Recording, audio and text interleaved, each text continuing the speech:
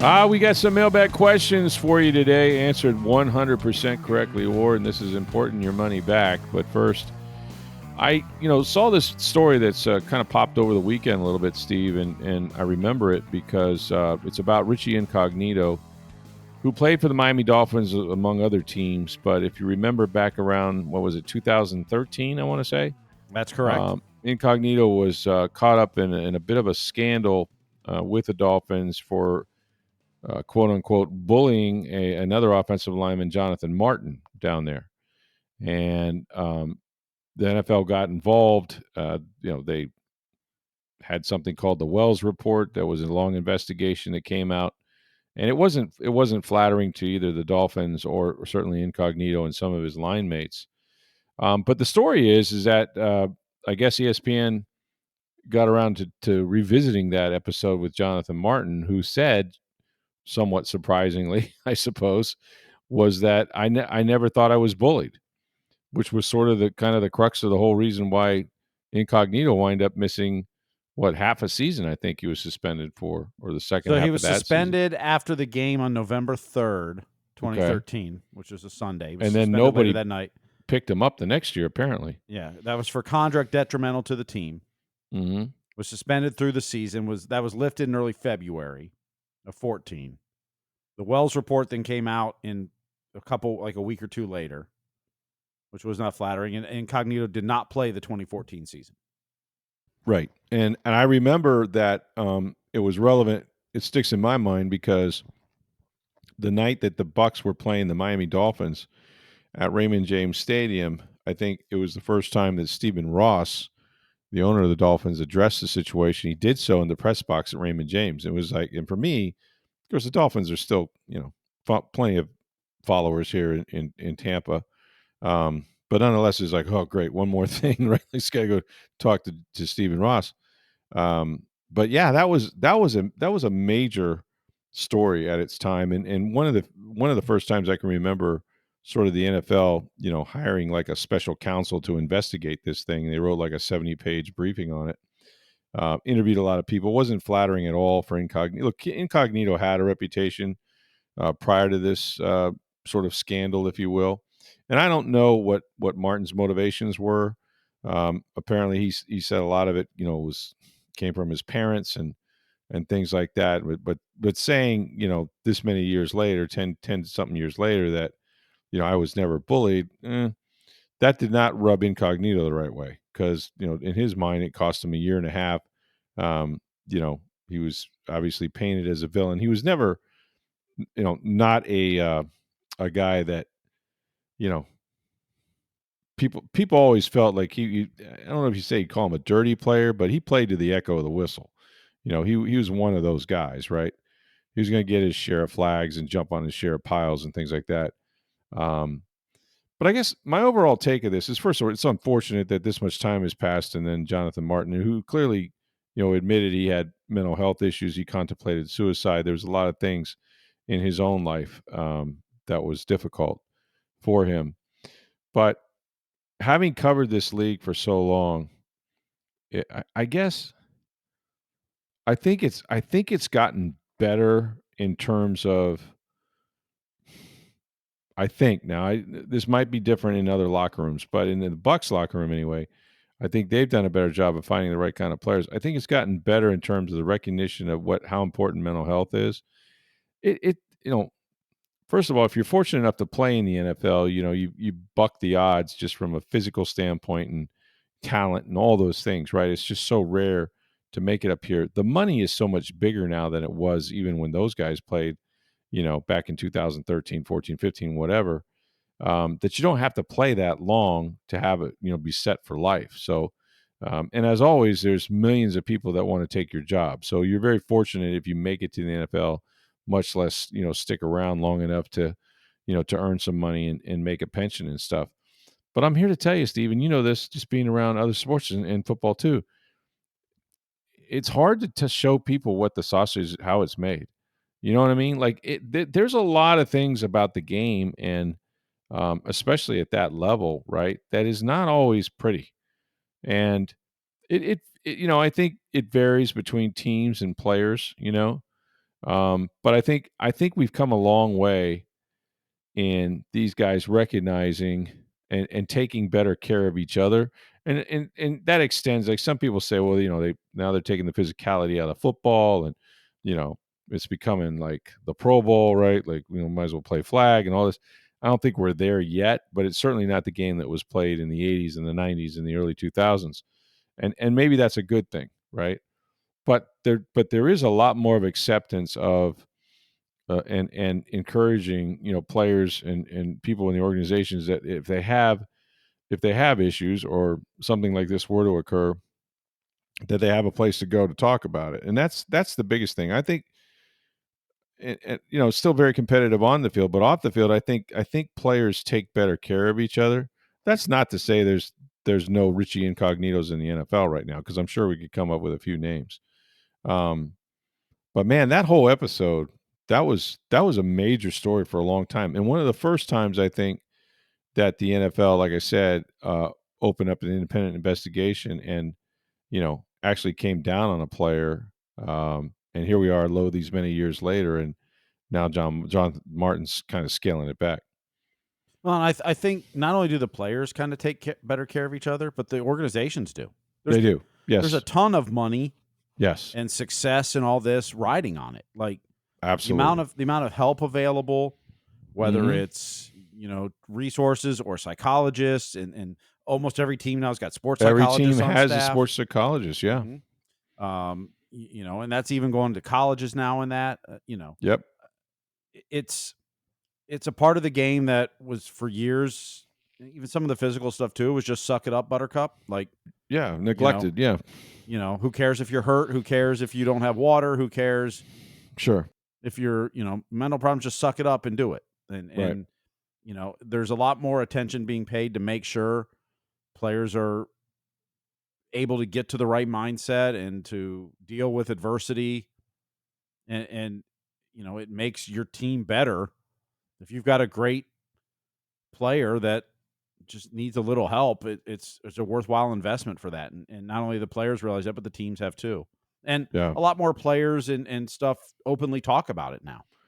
They do, and they have forums to do that, right? Social media being one of them. hmm Back in the day, like, you were going to sit down with a reporter and just cut a vein. Some guys would, and it was always great to hear their stories, and we've been telling their stories for years and years. But now they can go on the pivot, right, with what, Ryan Clark or whatever, and tell their hmm story. I saw Tristan Wirfs on there the other day, and he's told us this story too, of him talking about him having to go see a sports psychologist because he was so wound up about his move from right tackle to left tackle, and whether he could maintain his level of all pro play, and how long it would take, and he felt like a fraud, and all this stuff. And but I think part of the reason why, in addition to just, I think, the involvement of our societal attitudes about that sort of thing, is I also think the money is so big, right? The money is so big, the investments in these players are so big, and these teams are making so much money, they can afford to carve out these resources for the players, right? These salaries are incredible. You used to see guys making what they make now. That's almost comparable to baseball at times, right? And their careers are way shorter, and they deserve it and all that. I'm not anti salary for these guys, because the only reason they're making so much is they are essentially partners, almost 50-50 partners with the league in hmm terms of where the revenues go. But I can tell you, having covered the league from early 90s, whatever, to now, it is so fundamentally different in terms of how they take care of players. And again, there's always going to be the debate about, well, they're so soft. These guys only have one practice a day in the off season. It's, you can only be in pads. I mean, like, all that, right? We get the game has changed, and, defenseless receivers and quarterback hits and all that stuff. And we could go on whether that's good for the game, bad for the game, doesn't matter, right? Like, all that stuff is still in there. But the bigger takeaway is, um, I think players understand that they're in this together, and they have to take care of each other a little bit, and hmm not just the guys on your team, but also the guys on the other team.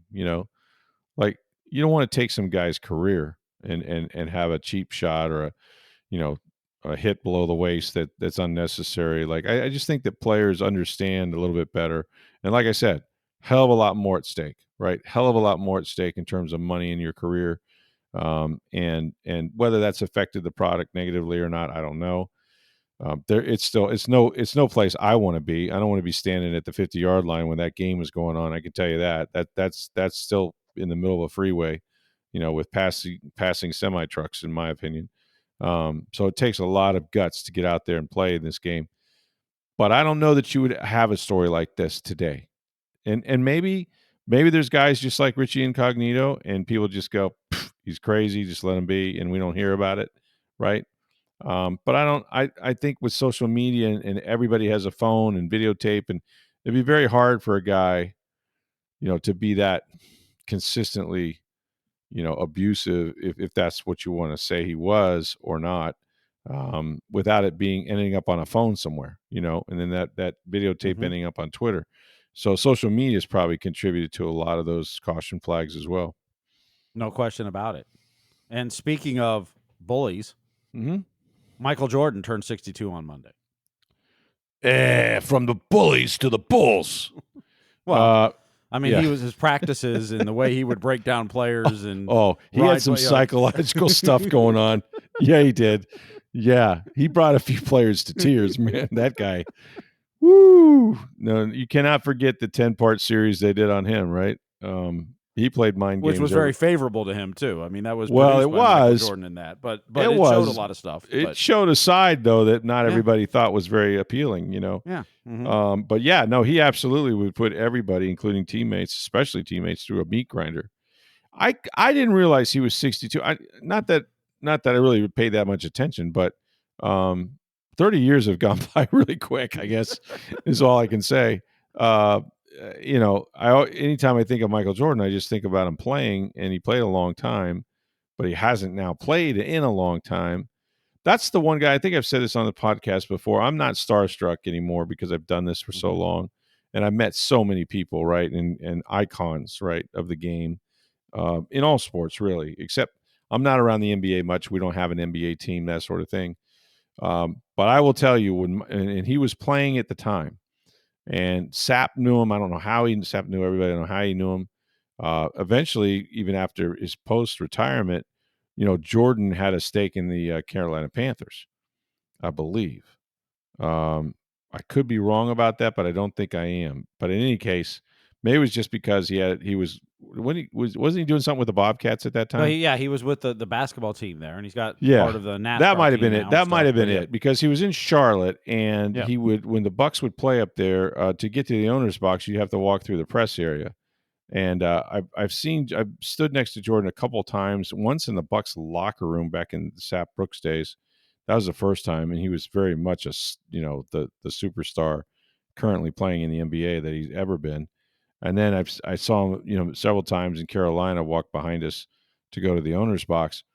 That dude, like, that's the guy, right? That's, for me, that was a guy I would sit back and go, "Whoa, that's a superstar," right? Like, presence, a lot thinner when he was playing back in the day, like a lot thinner than I thought he was going to be, and very tall. Like, you see NBA players, and he just like, oh, he's one of the small forwards. It's like, no, this dude's like 6'6". Like, he's a big man. 6'6". Yeah, he's a tall guy. He's tall and he's long. He's got long arms. And then, real good, of course, a great looking guy, can model anything. But a presence, like, when you saw Jordan, is like all eyes went to Jordan. Like, there's very few athletes I've been around where it's like Michael Jordan is just, Tiger Woods is probably like that, right? Yes. And I've been around Tiger Woods at golf tournaments and things like that. But I didn't feel that way about Tiger Woods the way I felt about it. It's weird. I don't play golf. I love golf. I love the Tiger Woods era, of course, when his dominance. But he's been out here at Valspar a couple times, and I've stood, a couple feet away. But Jordan just, man, he had this air about him, right? Air Jordan, but he had this different kind of air about him that was, just, I don't know, was magnetic to me anyway. Well, some of it's going to be, where Jordan hit the scene in your life too. Like, no question. You were a little older when Tiger did that, so it's that's true. Well, I mean, listen, he was, Jordan. He and I aren't that different in age. Like, he was in his 30s when I was seeing him. Right. Maybe young 20, maybe But late what I'm 20s. saying is, in your life, as he was hitting big time, Right. you were still I was, teenager, 20s, whatever. yeah, I was probably in my 20s. I mean, Or I Tiger, as he's hitting the scene, you're in your 30s or 40s. yeah, I was a little older. Yeah. Yeah, I mean, Yeah. so some of that is based on just And Tiger was at the end of his career when I was around him. where you're at when you're part of the But life. Jordan was at his peak, and I was kind of established, right? I was, Yep. had my career had been going for a little while. But look, I played basketball in high school and stuff, but I ran rec ball all the time. Look, there was no question. I was going to buy the Jordan shoes and wear them, right? Like that was the thing, right? And they were great shoes, and like everybody tried to be like Mike, right? Like the old commercial, like, absolutely. be like Mike. Like everybody wanted to be like Mike. And if you didn't practice the turnaround fadeaway from the baseline, Yep. then what are you doing, right? You like didn't everybody have your had tongue that sticking out as you shot the yeah, ball. all that stuff. Yeah, everybody had, of course he could play, 3 feet above the rim. I couldn't do that, but in terms of like just the way he attacked the game and the cross, like everybody just loved Mike, and of course the Bulls were great for so long that they were the team to beat every single year, and somehow you would pull it out more often than not once they got past the Pistons. But yeah, that's the dude, right? That was when I saw he turned 62, I was like, wow, man, he's 62. Yep. But that was the guy for me. Next month will be the sports. 30th anniversary of the I'm Back facts. Oh, wow. It was 30th? March of 95 when baseball locked out. Oh, that's right. They missed the whole 95 season. That's why he came back to basketball. There you go. Yeah. There was no baseball that year. So it was in March of 95 that. And I've heard Terry Francona talk about this because he had him in the Birmingham team that Michael played for when he left the Bulls, before he came back and won 3 more rings. Yep. And I watched him, Sports Illustrated had this terrible cover that said, he couldn't play and whatever it says, some of the effect of don't give, I don't know. I'll have to look it up, but it was a very derogatory headline of Michael playing baseball. But considering that this guy did not play baseball since his youth, right? Like didn't play a lot when he was younger. But considering that he was such a great athlete that you could get even into the Birmingham Barons, right? And hit over 200, right? And run the way he ran and play the outfield and stuff. Like that's remarkable, right? It's just, not many 6'6" players, what Darryl Strawberry maybe, right?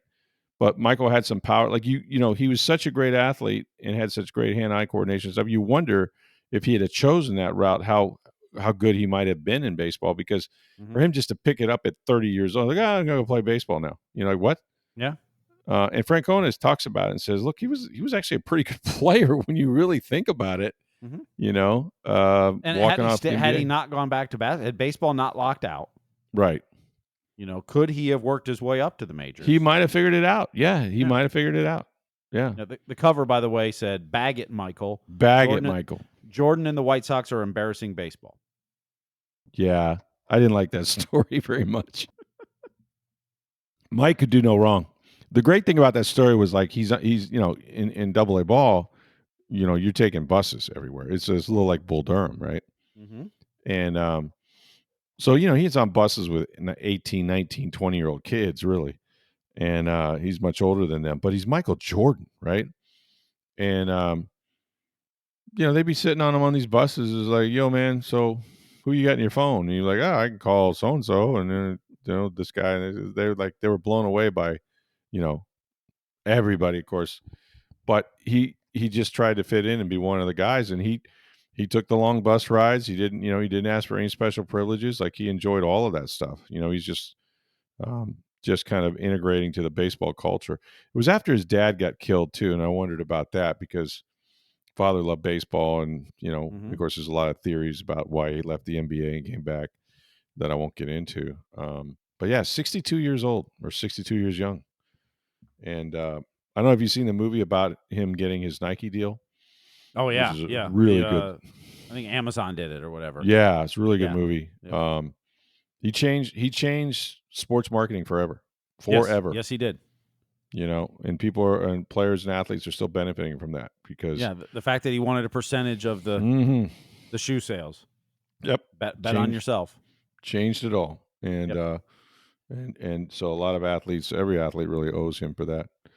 So yeah, so we got some mailbag questions coming up tonight. I guess there will be the USA versus Canada, the final of that tournament. No, right? not tonight. Thursday night. Thursday night. Okay, got it. Okay, Thursday night. Looking forward to that. That seems to be quite the rivalry. This is I don't know. I don't think you'll see 3 fights in 9 seconds on Thursday. No, I don't either. It means too much. But I kind of like this idea. Like, four teams, right? I think you always have to have the US and Canada. Maybe you can rotate some others in there. But like I think it's worked. If you like the format, I think it's worked. Like we talked a little bit last night. Like I wasn't expecting a lot out of this tournament. I thought it would be some good hockey because the best of the best players, in there of those 4 countries and whatever. But right, how intense the players have taken this. Yeah, very seriously. Awesome to watch. Now you're pumped for the Olympics next year, which the NHL players are going to go to for the first time since 2014. Yeah, I can't wait. They announced the World Cup of Hockey's coming back in 2028. Yeah. Which will have more than just 4 teams in it. Right. Who knows Russia by that point, the geopolitical issues there or some of that. Right. But yeah. No, I mean, it's the pride that these players take wearing that jersey. If you're Canada having that maple leaf on there, the US having USA across your jersey, these players and whether it'll ever be this intense again, who knows? Because this has been 9 years since NHL best on best international tournaments happened. Right. So it's 9 years of players that haven't been able to do this.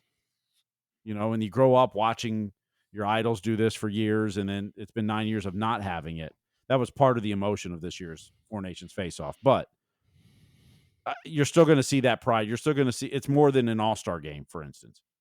And whether it's the Pro Bowl games or the NBA All-Star game, Oh yeah, you put the country on your chest, and you're going to play a lot different. Yeah. Yeah. So it's been exciting to see, and a lot of Lightning players in there too, which is awesome. Brayden Point scored a goal to help Canada clinch a spot in the final. Yep. Let me ask you this, and is this evidence of this or not? Has the U.S. caught up to Canada in terms of hockey? I mean, they're never going to beat Canada, right? But they're not man for man, pound for pound. It looks like they can skate and play with all these guys. Well, no question. I mean, the U.S. is the more physical team. You wouldn't have said that, though, like 10, 12, 14 years ago, right? I think Canada's got more high-end skill. Okay. I think the U.S. is more physical, and the U.S. has better goaltending. So, different style games. Yeah. Can Canada win games? Yeah. When you got McDavid and McKinnon and Sidney Crosby and you're loaded. You start going through their forward lines and their power play and Cale Makar and this, the high-end talent, Canada's got more of it than the U.S. does. No question about it. Gotcha. But the U.S. has a lot of high-end talent, and then you get guys like Matthew and Brady Tkachuk who can lay the lumber and play a physical game, and then you get Connor Hellebuck, who we often consider Vasilevsky the best goalie in the world. Hellebuck's probably playing like the best goalie in the world right now. That's fair. You could make the case he is at this point in time. Yeah. The way he's played the last few seasons has been phenomenal. So you got him in goal. Canada's goalie has always been an issue the last few years. So, Bennington played well today, but, was the first goal against the U.S. a soft goal on Saturday night? Probably. Would he want that back? Yes. So I think the U.S. will be the home team, so they'll have last change as well, so they get the matchups on Thursday night.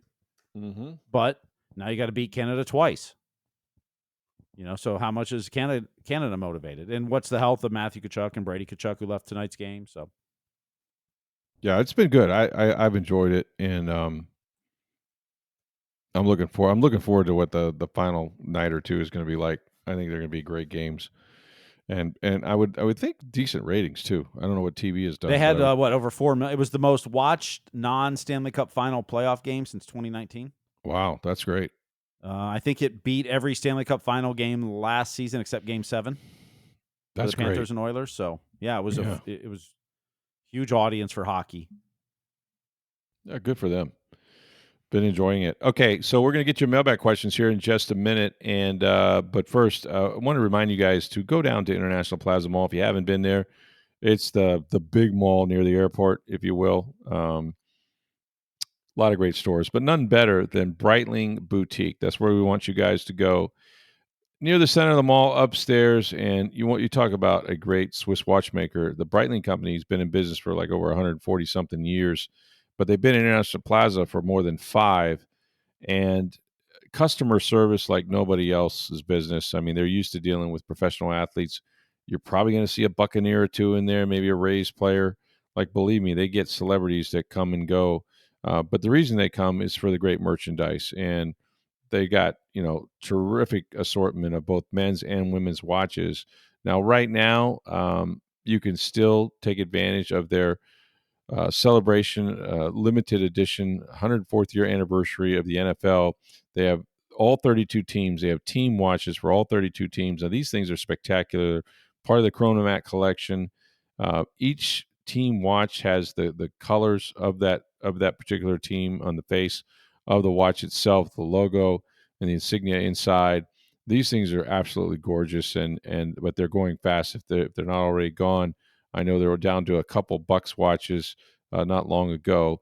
But then they have other watches for you too, and not just for men, but also for women. If you're looking for a gift for your wife or your girlfriend, you're going to find some terrific collection of women's watches and sports watches in particular. These things are durable. If your wife is on the go like mine is with the kids and things going on, they're going to hold up and they're going to look beautiful too. Tons of colorful wristbands. Make sure you go into Breitling Boutique. Again, International Plaza Mall. Go in there, tell them that you heard about it on Sports Day Tampa Bay, and I promise you they're going to take care of you, and you're going to walk out of there with a watch that you're going to love for a lifetime. Breitling Boutique. All right, we got some mailbag questions here. We can kind of wrap up this on. Let's get started. All right, Patrick had written us. He says, comparing similarities between Andy Reid in Philadelphia and Todd Bowles in Tampa Bay. Andy Reid was known for not winning the big game and had clock management issues when he was with the Eagles. Sound familiar?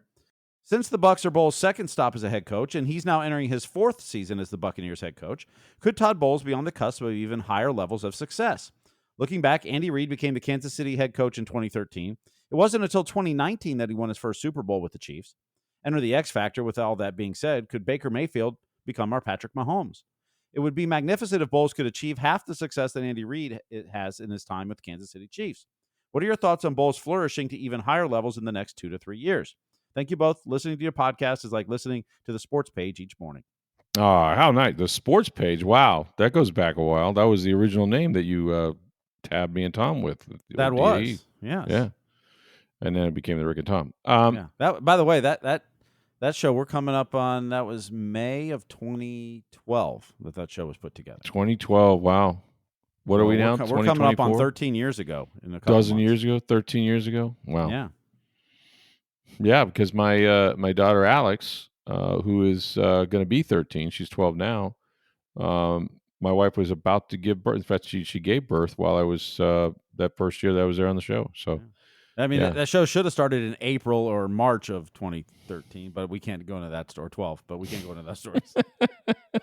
It was the slowest courtship I've ever experienced. Like, this is never going to happen. Is this? How many phone calls did that take? It was like, hey man, are we going anywhere here with this? Is this it was so happen? Frustrating from many aspects and many of them many hurdles. At our newspaper we had to clear. Yeah, many hurdles.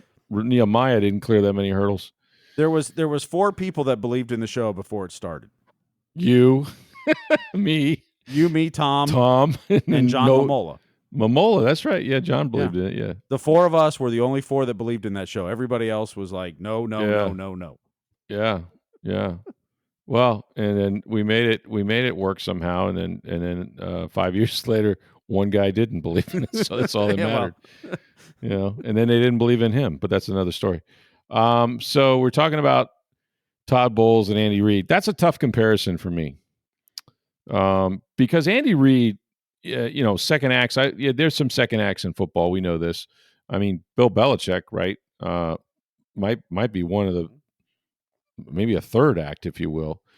Of course, he was defensive coordinator with the Giants all those years, but his first head coaching job, I want to say, was with the Cleveland Browns. Yep, and was an abject failure there. had the Jets job. It wasn't an abject failure in Cleveland. Well, he had a great part of it staff. was- He had Nick Saban, Yeah. all these guys, but I mean, they weren't successful, but it was an abject failure. Then they moved the team and gutted everything. Like, they moved the team. Yeah, that certainly changed things. But he did not make the move with them to Baltimore. right. They started from scratch, basically, when they did that. Yeah. But what the Browns were there in Cleveland when Belichick got there, because I remember Yep. flying up the day that Vinny Testaverde went there Mhm. and had dinner with Vinny that night. They had the press conference, and he was their quarterback now, and that was quite an episode. But the thing about Andy Reid was in Philadelphia, he was really good and he was really successful. And they went to a lot of NFC Championship games, a lot of playoff games. The Buck season ended up dying there every year until John Gruden got here. Basically got Tony Dungy fired, right? They didn't score a touchdown in 2 playoff games at Philadelphia. And Donovan McNabb was a really good quarterback. Like, not going to probably be in the Hall of Fame, right? But still, the Hall of very good. And they had some really good defenses, and they had it going there under Andy for a while, but he couldn't get over the hump. Got to a Super Bowl, lost to, was it the Patriots, I believe? And, his time kind of wore out, although when you look back on it, you go, why'd they fire Andy Reid? But let's be honest, and he did a good job. You got Alex Smith from the 49ers, and Alex got him into the postseason. But the drafting, I mean, when you get a guy like Patrick Mahomes, generational talent, arguably, and people would have said probably had he become the first guy to have a three-peat in Super Bowls, some would have declared him the greatest of all time, forgetting Tom Brady's having 7 Super Bowl wins. But I think when you get a talent like that, that extends your career, obviously, and he could probably coach till he's 80 if he was so inclined to do so. But Mahomes, you have to understand that Mahomes has benefited so greatly from Andy Reid, and if you go back years and years and years ago when Mike Holmgren had that staff in Green Bay, you had John Gruden, you had Andy Reid. There were grunts on that team, on that coaching staff, running up plays to see if Holmgren would use their plays. They would compete against each other, and so many coaches came off that tree. Andy being the best one, and now, I mean, the guy may finish his career with the most wins of any coach in the history of the NFL. I mean, he has a shot at that, a legit shot. And of course, all the Super Bowls now, which is ironic because he got fired for not being able to win a big one in Philadelphia. Now he's 3-2 in Super Bowls with Kansas City, and before that, they went 50 years without any Super Bowls. So they won one under Hank Stram. So I think the world of Andy Reid. He's an astute. He's a tremendous play caller. He's a great leader. You see how his teams execute, how they don't beat themselves, they don't make mistakes, they don't have penalties. It's not an accident that one of the best coaches of all time, maybe the winningest coach of all time, and one of the greatest quarterbacks of all time, when you pair those two together, much like you did Brady and Belichick. Well, right? I was going to say, there's some that would make the argument that Belichick hasn't done anything without Brady. That's correct. Yeah. Whereas, Andy Reid did a lot with Donovan McNabb. He just didn't win the big one, but he got there and he won a lot of division titles and things like that. So Andy's been great for a long, long time. I think he stood the test of time. Maybe it may end up finishing his career as the greatest ever. But I think Patrick brings up some good points. And look, Todd Bowles' second stint is going much better than his first, which is true for Belichick. It's true for Reid. He's made the playoffs 3 straight years. There's lots of coaches there's lots of coaches that happens, But the question is, does he have a quarterback? Can Baker Mayfield get you to the prize? Because that's basically, in today's NFL, barring a completely dominant defense. You got no quarterback, you got no chance. The last guy to win a Super Bowl was probably without a great quarterback? Trent Dilfer? Yeah, I mean, and the game's changed a lot since then. Yeah. I mean, they were running the ball and, If you don't have a quarterback, so can Baker Mayfield take that next step? Can he be that guy? That's ultimately what's going to decide whether this team can win another Super Bowl. Yeah, and you know what? And I credit Bowles, and Arians was going to do this anyway before he decided to bow out because he was already looking into Baker Mayfield, and Baker ended up going to Carolina, I think, that year. He came to Tampa because Arians did bail out. But the point is, Bowles coached Brady's last year, so that was after Arians was gone. That's correct. Yeah, Arians. I mean, they may have been looking to trade for Baker before Brady came back. The timeline was before Brady came back. Right. They were going to try to get Baker Mayfield. Yeah, he was on the trade block at that point. Yeah. Then Brady comes back. Then Arians decides to step aside because he feels like he's left Todd Bowles a pretty good chance to win with the quarterback and all that. So they were no longer in the quarterback market. But yeah, that's what it was. It was they were trying to get Arians like, Mayfield a lot going way back. But Bowles actually had a closer relationship with him because when he was in New York and they had a third overall pick, they ended up with Sam Darnold. But the guy they thought they were hoping might come to them was Baker Mayfield. They did a lot of work on him, and he liked him instantly. At the various workouts and combines and things that he saw him at. And again, coach quarterback. I do believe. I really believe. I do believe Baker Mayfield has the juice and the skill sets and the leadership and all the things he's been through with continuity. If he can just continue some continuity and look, they have another coordinator, but it's a little bit of a carryover with the offense. We'll see how Josh Grizzard is and all that. But to me, he has absolutely enough talent and leadership and moxie and all those things to win a Super Bowl. I mean, I don't have any question that he could. I really do. I could see him in that game.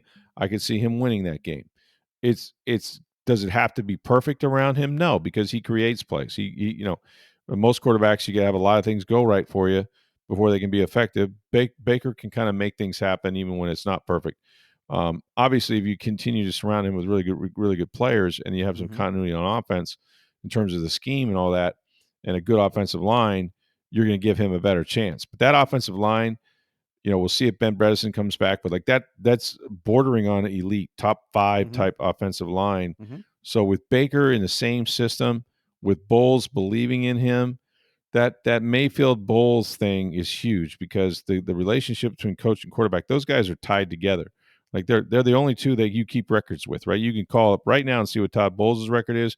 You can see what Baker Mayfield's record is. You can't do that with a wide receiver, or any other position. So those two are joined at the hip. They both rely heavily on each other for their success.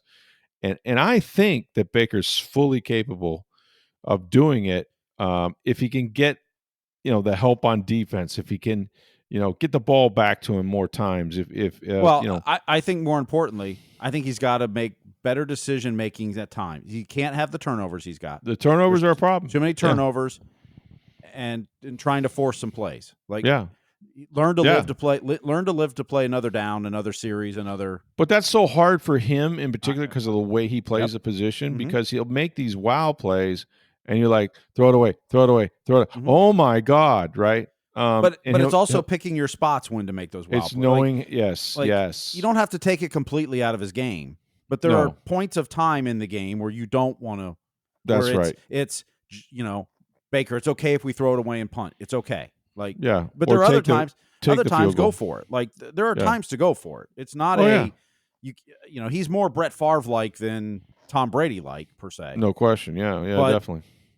There's a happy medium you can find in picking the right times and spots to do that. Yeah, that's what I think they need to work on, and I think the continuity. Like it's been detailed. 8 offensive coordinators in 8 seasons, 8 years. Yeah, all that. With a good offensive line, which they have.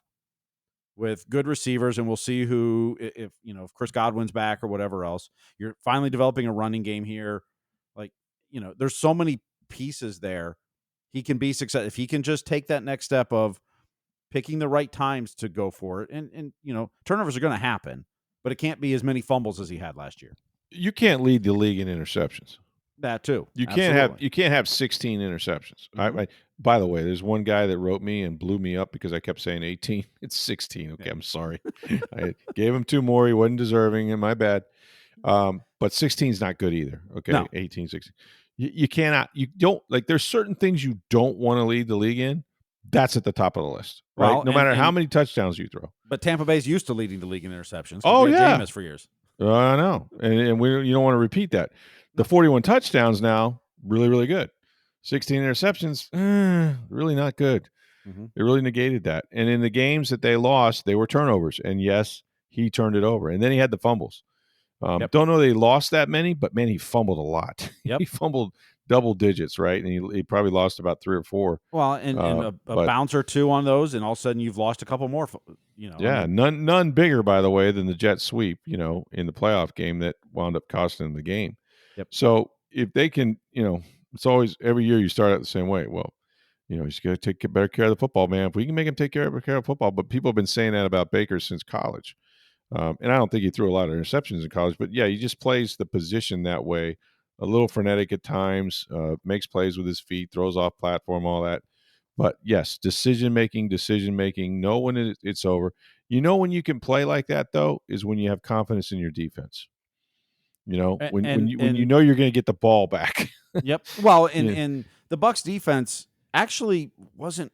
I mean, as much as it was maligned and spent a lot of time on the field and gave up a lot of yards, when it came to points, it wasn't that bad. Like they No. bent a lot. They bent, but they Yeah. never took the ball back. Like there was They no got no turnovers. No. turnovers. If they could just Mm-mm. get some more turnovers on the defense, that would help them so much. It would help the offense, but it would Yeah. also get the defense off the field a little more quickly. Because Right. you can bend. Like who cares if they get it? Who cares how many yards you give up? Like at the end of the day, that doesn't matter. Like what were the yards and when were the yards? That matters. Right. But so you gave up 400 yards, but they marched between the 30-yard lines all game. Like who cares? Yeah. They got a few field goals. Okay, you did your job as a defense. Right. But getting the ball back for your offense a little more often would be very nice. Yeah, a lot of times, teams that are up there in the passing statistics aren't good teams because why? Because they're throwing every down. They're coming from behind. They have to throw every down. So you'll see teams with great passing numbers like, wow, this team top 5 passing offense. Yeah, what are they in rushing? Oh, they're 31st because they're out of the game. They have to abandon the run. So stats, as my good friend Raheem Morris likes to say, stats are for losers. They can say what you want them to say, but you're right. You know, defensively, they were much better after the bye week, even with the smoke and mirrors that Todd Bowles was running out there. From a point standpoint, they didn't give up any points, and it didn't take that many to win. So that's why they went on the run. That's why they're able to get another division championship. And if you could start the season playing like that and keep some guys healthy, which has been the biggest issue. And look, there's no secret. They got to get an edge rusher. They've got to get maybe a couple of them. They need Antoine Winfield Jr. to come back and be Antoine Winfield. You got to get an inside linebacker to either partner with Levante or maybe Savasier Dennis or somebody like that. You got to have a defensive draft. You just got to have a defensive draft, and then try to continue to build around the offensive pieces. But they're getting old in some spots. I mean, Mike Evans is going to be 32, I think, by the time the season starts, and Chris Godwin's 29. And if he comes back at all after another devastating injury, he's a free agent. So you got a lot of decisions and some guys a little long in the tooth. But man, an offensive line is great. And Baker, I would agree with you. I believe, just having watched him play, I would love to see him in a championship game. I'd love to see him in a Super Bowl because I think he'd be very dialed in, and I think he's capable of leading his team to one of those type of wins.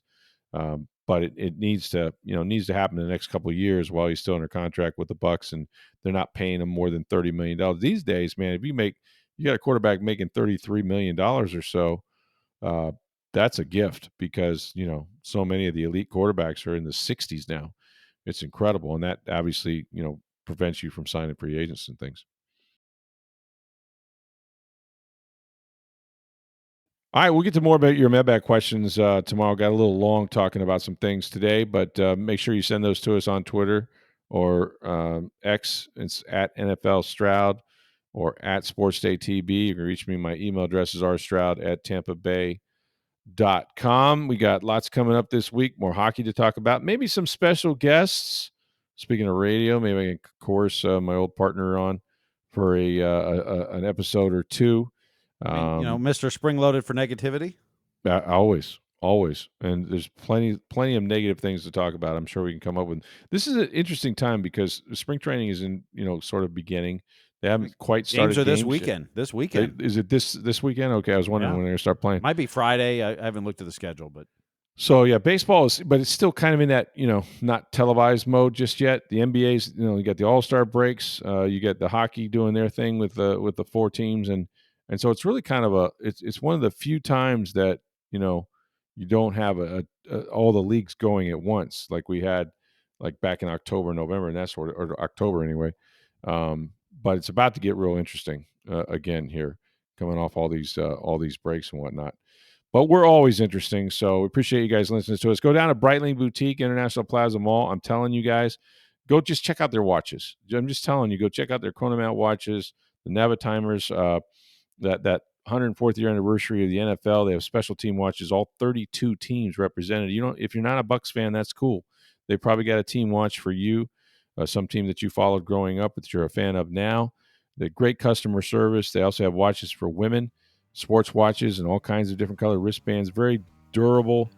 She's going to love it. So it's Breitling Boutique, International Plaza Mall. Make sure you let them know that you heard about this on Sports Day Tampa Bay. Thanks for listening. For Steve Versnick, I'm Rick Stroud of the Tampa Bay Times. Have a great day, everybody.